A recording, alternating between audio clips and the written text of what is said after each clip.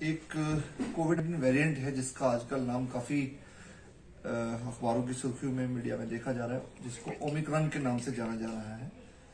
इस वेरिएंट को WHO ने वेरिएंट ऑफ कंसर्न डिक्लेयर किया है और उसी के चलते यहाँ पर श्रीनगर में, क्योंकि इंटरनेशनल एयरपोर्ट है, तो जितने भी इंटरनेशनल ट्रैवलर्स हैं या जो डोमेस्टिक ट्रैवलर्स हैं जिनका पास्ट 2 वीक्स का इंटरनेशनल ट्रैवल हिस्ट्री है, ऐसे ट्रैवलर्स के लिए मैंडेटरली RT-PCR टेस्ट कंडक्ट किया जाएगा श्रीनगर एयरपोर्ट पर।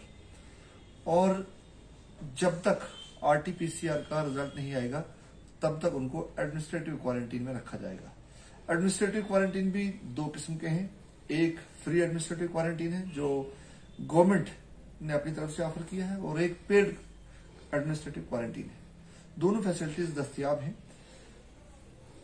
आज जो भी इंटरनेशनल ट्रैवलर्स आए हैं उनको एडमिनिस्ट्रेटिव क्वारंटीन में रखा गया है, और जैसे ही रिजल्ट आएगा RT-PCR का, उसके बाद अगर कोई पॉजिटिव आता है तो पॉजिटिव का प्रोटोकॉल अलग है, जिसमें हॉस्पिटल आइसोलेशन की जाएगी।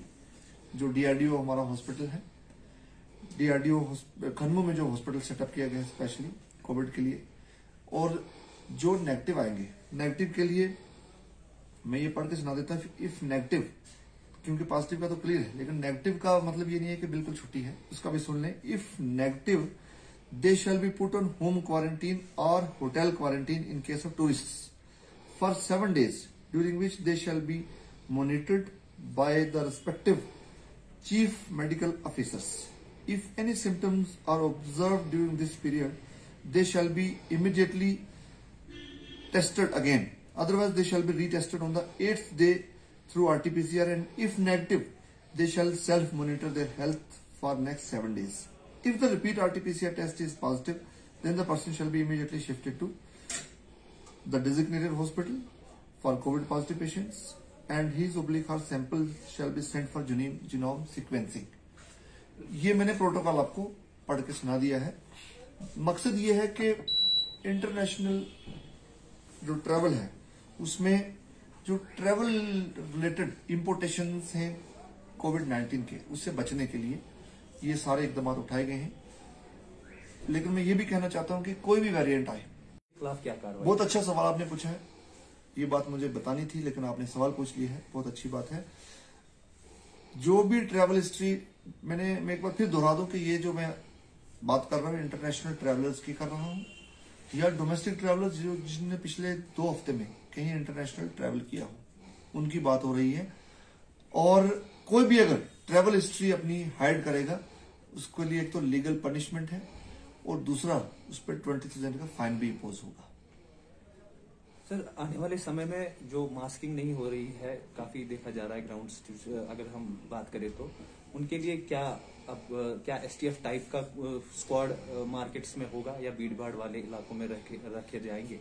बिल्कुल, देखिए, कोविड प्रोटोकॉल के इन्फोर्समेंट के लिए जिस तरीके से इकदाम वक्तन उठाए जाते हैं, वो सारे इकदाम तो फिर से उठाए जाएंगे। और मैं यूं कहूंगा कि कहीं न कहीं इंसानी फितरत ऐसी होती है कि हमें लगने लगता है कि आज शायद कोविड खत्म हो गया है, और उसी में जब पूरा समाज ढील बरतने लगता है, तो वहीं मैं आपको फिर ये बात कहना चाहता हूँ, और आपके जरिए मैं सबसे ये बात साझा करना चाहता हूँ कि जब जब हमें लगता है कि अब कोविड खत्म हो गया है, कोरोना वायरस यहाँ से भाग गया है, तभी ये वायरस वापस आके अटैक करता है।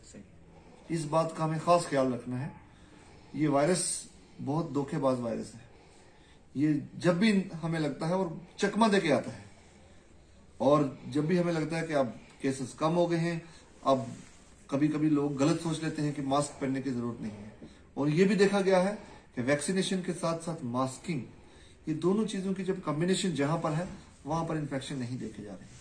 और मैं ये भी कहना चाहता हूं आपके जरिए कि हमें अगर उस सूरत हाल से बचना है जहां पास्ट में हमें लॉकडाउन की तरफ जाना पड़ा, जहां हमें लॉकडाउन लगाने पे मजबूर हो गए हम पब्लिक हेल्थ के इंटरेस्ट में, हमें उस तरफ नहीं जाना है। और उस तरफ हम तभी उससे बच सकते हैं जब हम कोविड अप्रोप्रिएट बिहेवियर फॉलो करेंगे और कोविड SOPs का पूरा पालन करेंगे।